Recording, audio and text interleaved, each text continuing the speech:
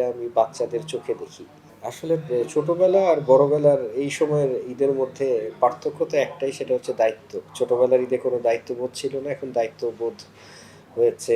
আ এখন আসলে ঈদটা আমি বাচ্চাদের চোখে দেখি। অ্যা এই আনন্দগুলো যেটা আমি করেছিলাম, যে উচ্ছ্বাসগুলো ওদের মধ্যে দেখি। ওটার মাধ্যমে আমি ছোটবেলায় ফিরে যাই। হ্যাঁ, প্রত্যেকটা মানুষেরই ছোটবেলার ঈদ একটা আনন্দময় ঈদ।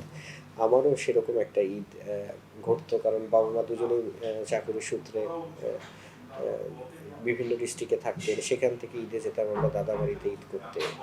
কখনো ঘন্টার পর ঘন্টা লেগে যেত ট্রেনে কিংবা বাসে। ট্রেন পাল্টাতে হতো ২ বার কিংবা ৩ বার। তারপরে এই যে দাদাবাড়িতে পৌঁছাচ্ছি, একসঙ্গে একান্নবর্তী একটা ফ্যামিলি, ৫০ জন, ৬০ জন, ৭০ জন মিলে এই যে ঈদ উৎসব। ধীরে, ধীরে সময় বেড়েছে। যে যার মতো ছিন্ন-বিচ্ছিন্ন হয়ে গেছেন, বাবা মারা গেছেন, চাচারা চলে গেছেন। তো এখন তো ঈদ কেন্দ্রীয়ই হচ্ছে, মানে এখন তো ঈদই হচ্ছে আমার পরিবার কেন্দ্রিক। বাচ্চাদেরকে নিয়ে ঈদের আনন্দগুলো উদযাপন করার চেষ্টা করি। সাধারণত প্রতিটা ঈদ রাজশাহীতে করার চেষ্টা করি। রাজশাহীতে মার সঙ্গে। ভাইয়েরা আছে, বোনেরা আছে, আমার শ্বশুরবাড়িও রাজশাহীতে।